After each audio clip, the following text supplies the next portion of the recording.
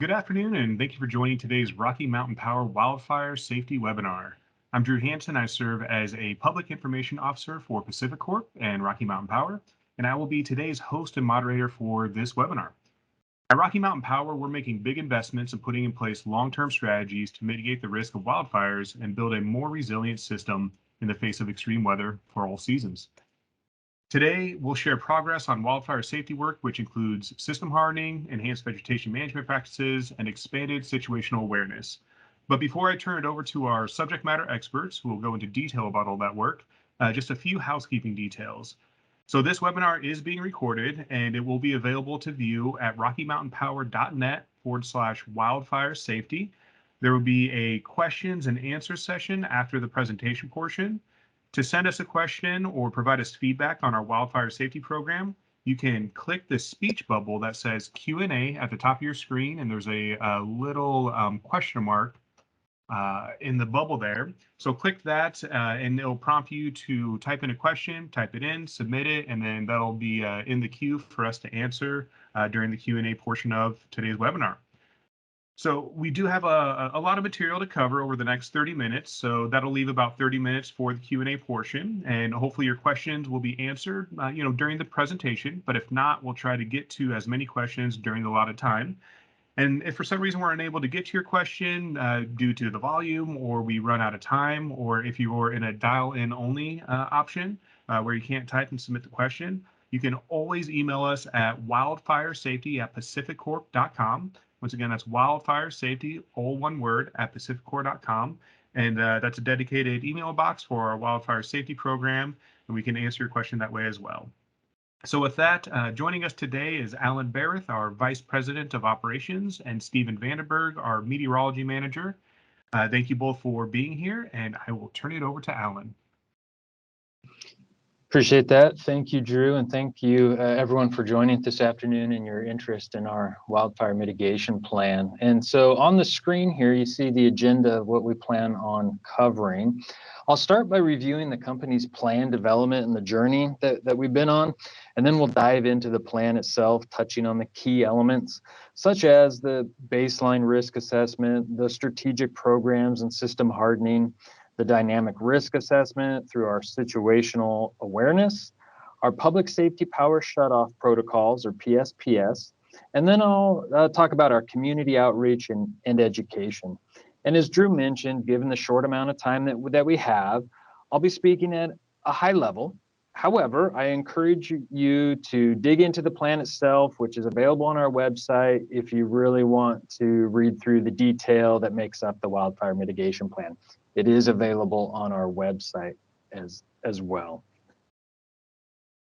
All right, so first let's start with the plan development and journey. So Pacific Corp's 2022 Wildfire Mitigation Plan, or WMP, which is also referred to as the Wildland Protection Plan, WPP, they're the same thing, builds upon multiple years of experience across our various states, which you can see depicted on the slide. Our journey began in 2018 with the rulemaking in California, and we have since expanded our programs to multiple states, either informally or through formal rulemaking in that state. Currently, the company manages wildfire mitigation programs in Utah, Washington, Oregon, and California. So this plan reflects a comprehensive or enterprise-wide approach to mitigating risk by combining input from multiple business units, subject matter experts, and industry best practices. There's approximately 50 individuals and over a dozen departments that are contributing to the elements of the plan, many of which you can see depicted in the graphic on the lower right side of the slide. Given the comprehensive nature, the plan also includes long-term, multi-year investments. Currently, we plan to invest over $120 million over the next few years, with an expectation of additional investment to continue beyond 2023. This investment is intended to reduce the risk of wildfire in Utah and the surrounding western states by moving forward key programs such as situational awareness, our line rebuilds, and enhanced inspections, just to name a few, all of which are identified in more detail in the plan. Now let's talk about the foundation of the plan, which has remained fairly steady over the years since we first created it. And it does start with situational awareness. So whether through baseline risk modeling, which combines over 30 years of historical data and advanced simulations to highlight areas of greatest concern, or through the dynamic seasonal risk modeling, which includes weather forecasting, weather monitoring, and fire modeling to understand risk at a very granular level and inform operational protocols and day-to-day decision making. Once the high priority areas are defined, we move towards increasing the resiliency of the system in those areas. This can be accomplished through programmatic shifts, which focuses on changing the way we maintain our system and tend to have shorter implementation time periods. Examples of this include enhanced inspection programs, the acceleration of condition correction, or the introduction of enhanced vegetation management practices. Additionally, increasing the resilience can be accomplished through longer-term investment, such as the deployment of covered conductor. This strategy in particular aims to retrofit the system and protect against the impacts of incidental contact with our lines, which in turn reduces the risk that the electrical line can become a source of a fault or a spark. While system hardening aims to prevent the system from experiencing a fault at all, another strategy is to facilitate a system that reacts quicker when there is a fault. This involves replacing substation relays or line reclosers and fuses with new equipment that has increased capabilities for more sensitive settings and alternate protection and control schemes. This strategy also includes the risk-based deployment of these alternate settings, paired with the installation of new fault indicators to facilitate faster restoration during outages. These three guiding principles of situational awareness, system resilience, and rapid response form the foundation of the plan and inform the key elements of the wildfire mitigation plan.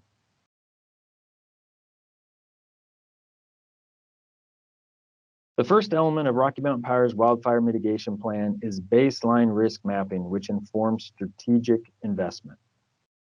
Rocky Mountain Power provides electricity to approximately 1 million customers in Utah through 512 substations, 24,000 miles of distribution lines, and just over 7,000 miles of transmission lines across nearly 60,000 square miles. This is where the system-wide elements of our plan may be applied, such as the weather station deployment, situational awareness, augmented operational practices, and community education and outreach. Now, you may notice when you look at the image there on the slide, our Utah service territory is very broad. Baseline risk mapping helps to take the broader service territory and identify areas where additional wildfire mitigation efforts make sense. These areas are commonly referred to as the FHCA, or Fire High Consequence Area. The FHCA was developed through a multi-year effort and represents the most probable locations of experiencing elevated wildfire risk in Rocky Mountain Power service territory. The FHCA includes approximately 458 miles of overhead distribution and 218 miles of overhead transmission, primarily located in the Salt Lake City metro area. Fittingly, the FHCA is also where the program shifts are applied, such as changes to asset management or vegetation management practices. And finally, we move to the identification of PSPS zones, or the Public Safety Power Shutoff zones. This is a subset of the FHCA where significant escalation potential exists due to the wind patterns, vegetation, and population in those areas. The PSPS zones, which correlate to an extreme level of risk, are comprised of approximately 230 overhead distribution line miles.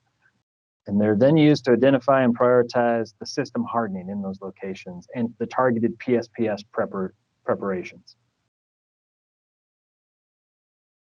Now let's talk about these programs and strategic investment.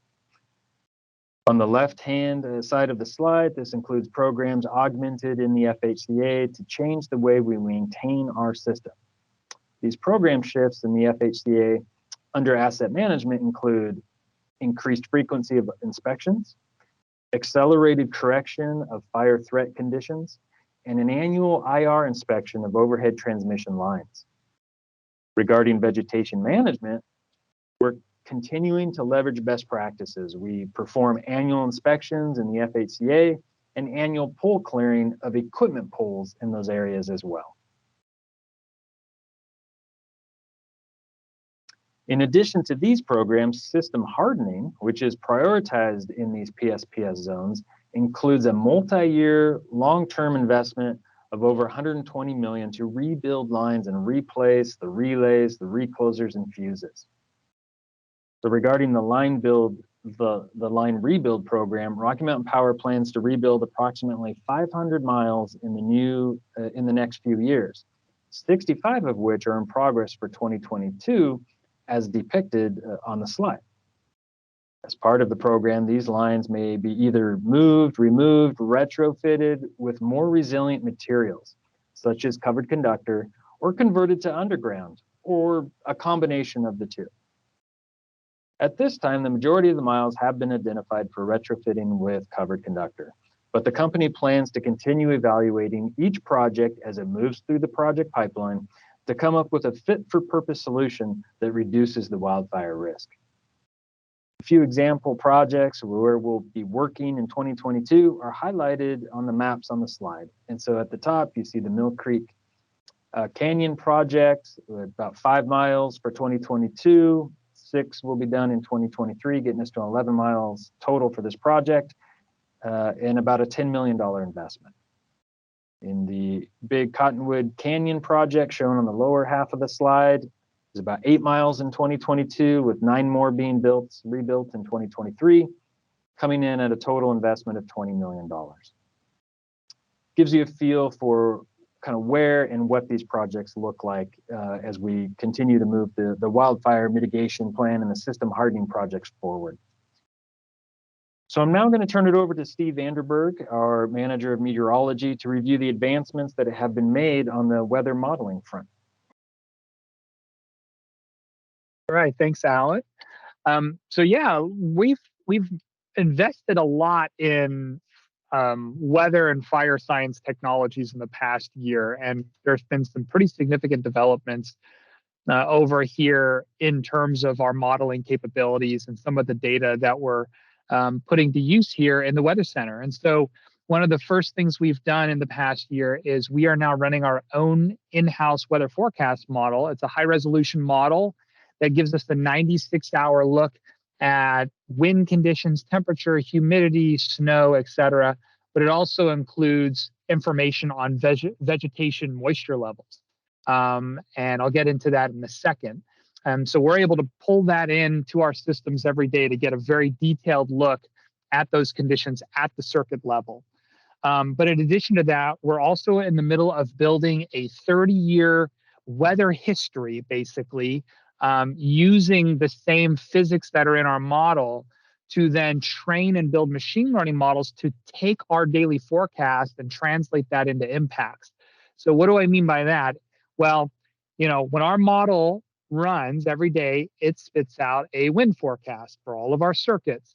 And it could range anywhere from, 15 miles per hour here to 70 miles per hour here, especially when you consider, Rocky Mountain service territory includes Wyoming, which was frequently windy, Idaho and Utah, and depending on where you are, the winds can vary significantly.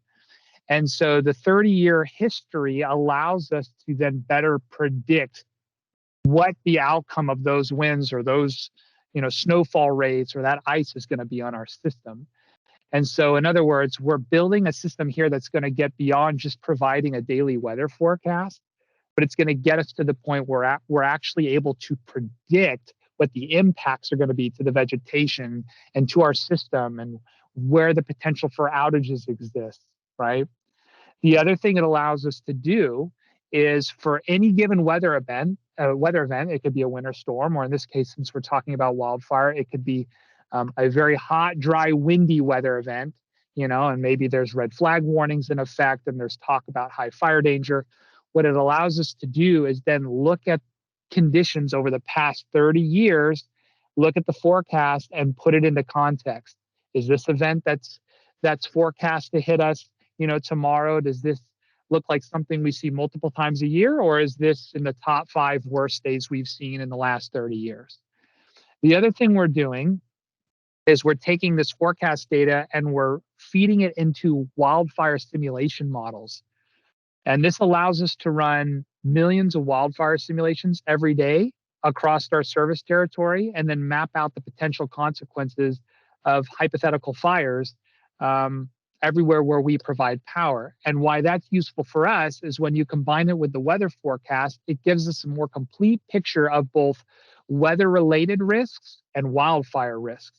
And that allows us to get much more targeted in terms of mitigation strategies when we are presented with situations with maybe high winds and high fire danger. Next slide, please. So those are all tools that help us stay ahead of the weather. They help us ensure we have time to create a plan and to put resources in place before the weather arrives. But what about when the weather arrives? Well, we are currently expanding our network of weather stations across the service territory this year. Hope to have 96 weather stations in Utah by the end of this year. They provide 10-minute updates of temperature, humidity, wind speed, wind direction, wind gust. And all of this data is made available on a brand new website called RockyMountainPowerWeather.com. It includes 10-minute updates from all of our weather stations, but also weather updates from weather stations owned and operated and maintained by the Weather Service, by fire agencies, by Department of Transportation. And this is all available to you at RockyMountainPowerWeather.com.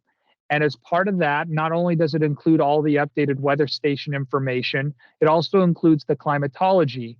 So you can think of it this way: as winds start to approach sort of unusual strength or something that isn't experienced very often, it starts to turn yellow. You can think of it, if you're outside, that's a day where you start to notice it's kind of breezy today, right? And then as we approach the top 1% of gusts we typically see in a year, so this is something you might only see maybe 1, 2, or 3 times a year, it hits the red. Those are the days where if you're outside, you really notice the wind. It's what you go home and you talk about, wow, it was really windy today.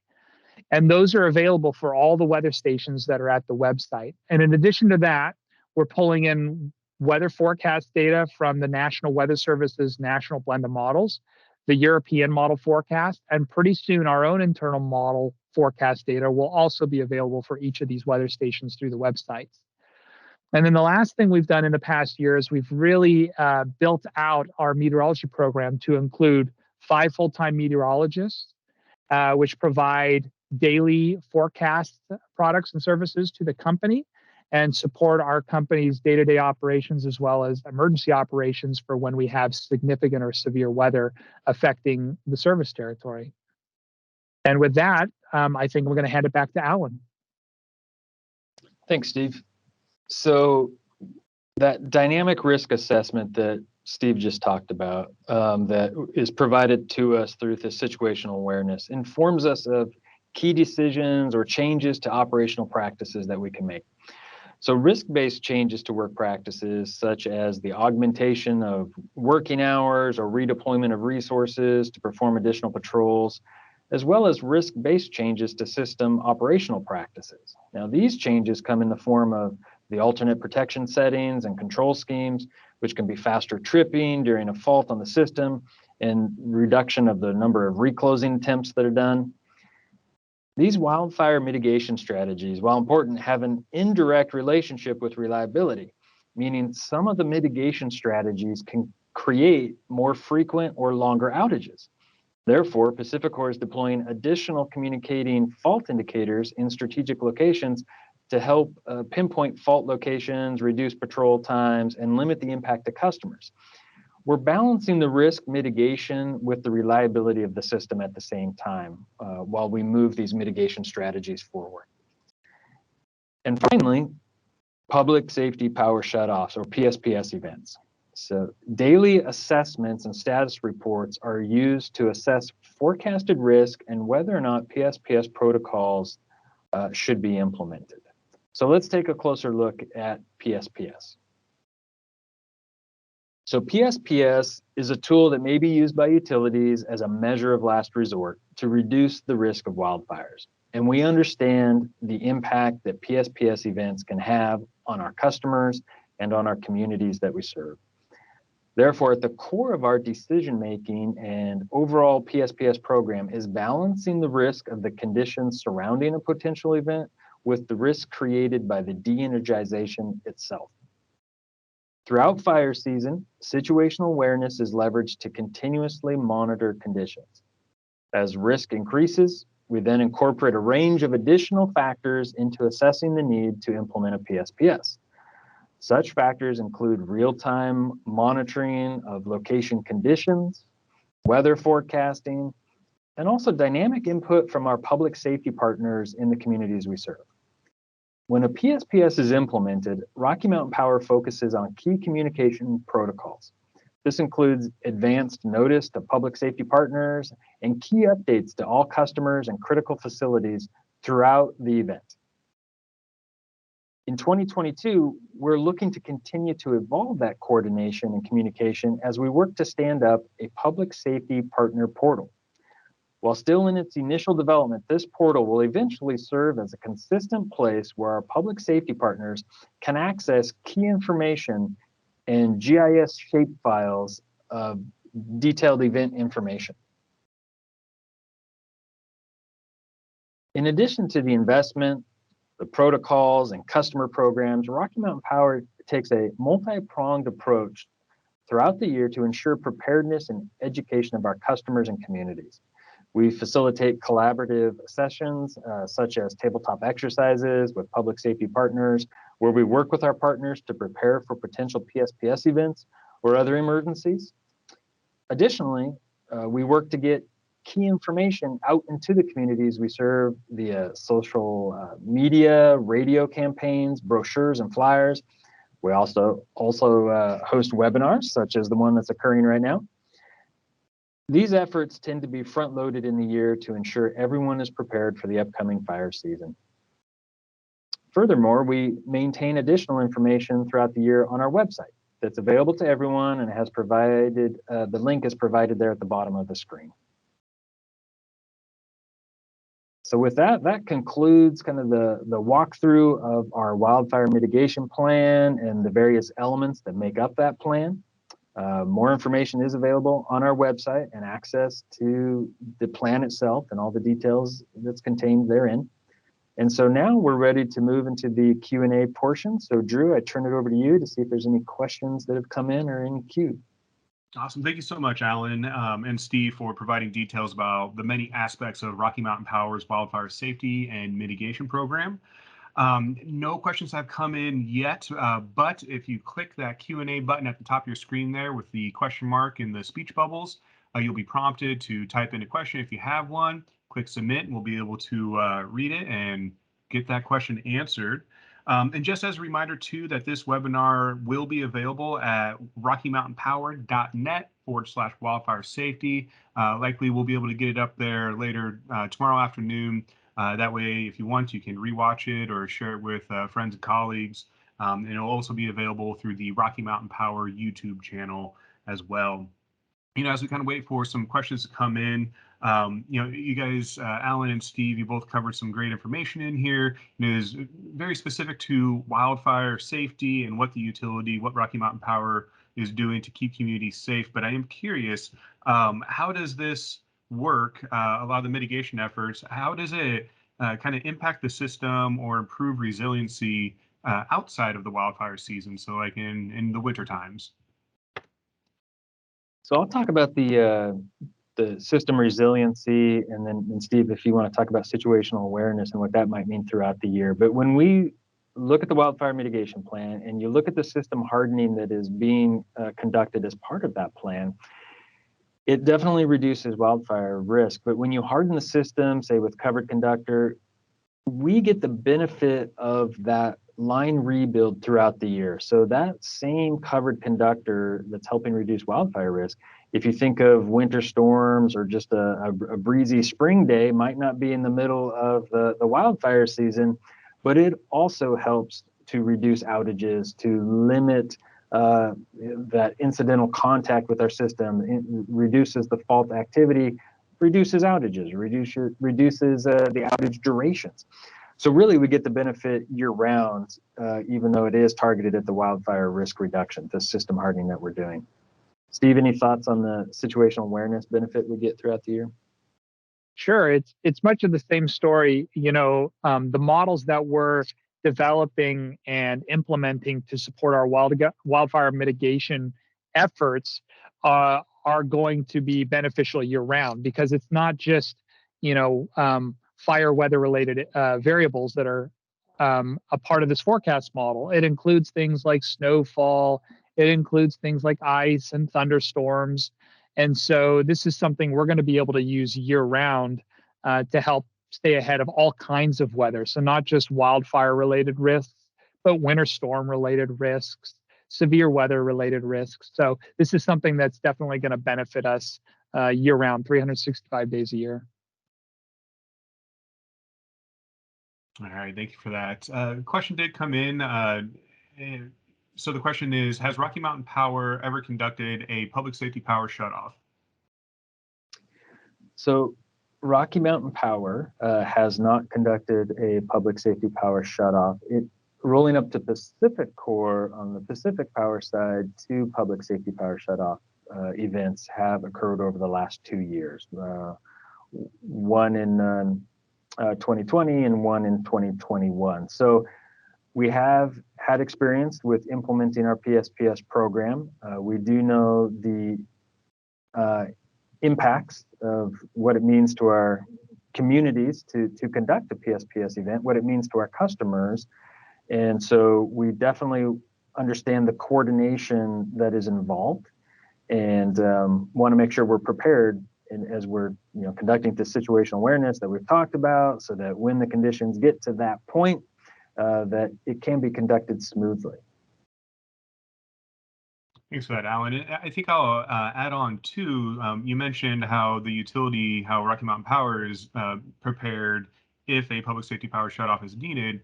However, I think that there's also a preparation on the customer's part as well, and that's making sure that you have an outage kit ready. And an outage kit ready can come in handy. Being ready can come in handy any time of the year too. And then there's a lot of great resources on the Rocky Mountain Power website, on that wildfire safety webpage. So there's some resources, some guides, but then most importantly too, making sure that your contact information is up to date with Rocky Mountain Power. So if there's an emergency, that way we can get a hold of you or send you information and communications in a timely fashion to the number or email that you have selected on your account. Let's see here. Another question came in here. Do you partner with local fire departments to complete mitigation work under and around your equipment when it runs through their jurisdiction? Yeah, a key component of the wildfire mitigation plan is working with our communities in these high-risk areas, where we meet with them, at a minimum annually, right, to just do a tabletop exercise of the wildfire mitigation plan. And part of that is a conversation about other activities that can go on throughout the year. And I think in that question, it kind of mentioned like a fuel reduction type of strategy, or just understanding what the work that a local community might be trying to accomplish. And we definitely want to partner with different events and where we can to accomplish the same goal of wildfire risk reduction. So yes, those occur in various communities in these high risk areas, and we look to do more as we move forward. Thank you for answering that question, Alan.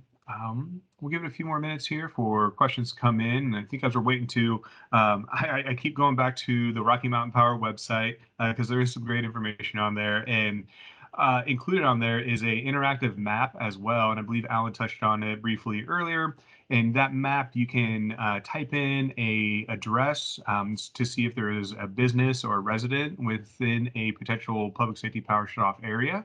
So that's great for your own personal planning preferences there. And then two, I think on the website as well, Stephen had talked briefly too, that there's the weather website, but on the Rocky Mountain Power web pages, there is a forecasting table which will be updated as our meteorology team is looking at the weather. And if there are any potential for a public safety power shutoff, there's a table on that website that will be updated. And so that gives our customers and the public kind of a line of sight into what we're looking at, and giving you kind of a heads up as well if there is potential weather coming down the pipeline that could potentially impact services.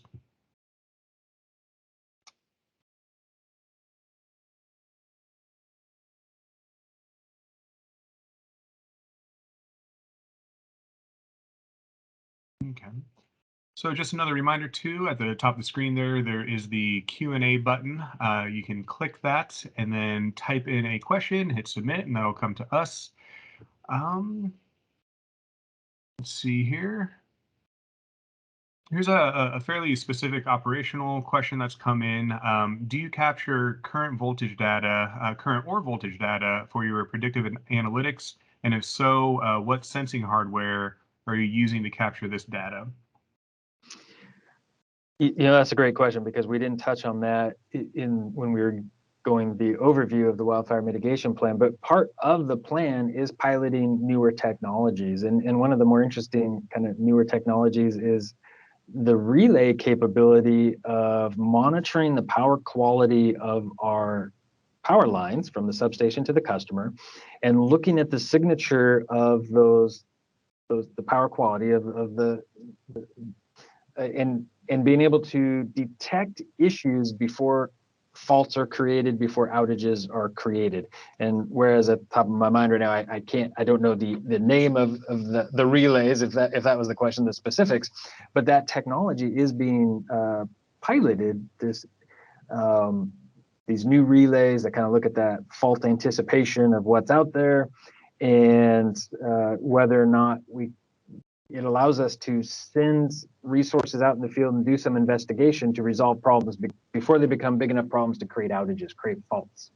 So it is an exciting new technology that we're kind of learning over the piloting in some locations and learning the technology. Thanks for that, Alan. And another question seems to be generally around some of the system hardening efforts. What is the timeline for the program implementation? Sure. And so when you think of that system hardening and those line rebuilds, you can get a sense of they're multi-year projects, right? So right now the current plan is reaching out to 2023. For those identified higher risk areas, the FHCA, but we don't see it stopping there, and we see it expanding, right? So that's just the identified higher risk area, and then we will reevaluate as we go and determine, well, where would be the next prioritized area. So we see this going for quite a while, beyond 2023 into 2026 beyond. So large projects that will take a while to fully implement. Okay, looks like there's a follow-up question to that too. How were those current or original high-risk areas identified? Sure. So across our service territory, we do an analysis looking at 30 years of historical information, such as the weather conditions in all those areas, the fire weather history, the topology, population, structure density, to pull that all together to develop a risk model view of what would happen if a fire was to start in this area. How quickly would it spread? What population would it impact? Allows us to then designate which areas are of the extreme fire risk. And that is where the efforts were prioritized to start. Okay, thanks for that additional context there, Alan. Give it another minute here, see if there's any additional questions that come in.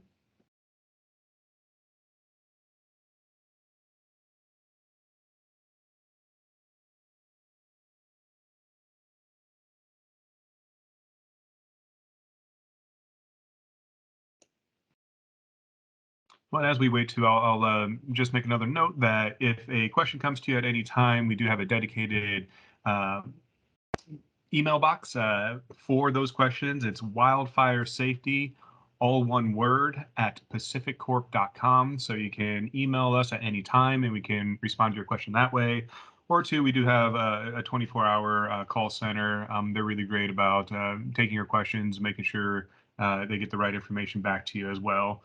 So you can call us anytime for that. And then two, Alan had noted at the beginning of the conversation that on the Rocky Mountain Power website, there's the plans are there as well. So if you're curious and you want some late night reading, you can go in there and pull up the wildland protection plan at any time and read through it and get all those great details and information. Just kind of do a deep dive on the Rocky Mountain Power's wildfire mitigation program.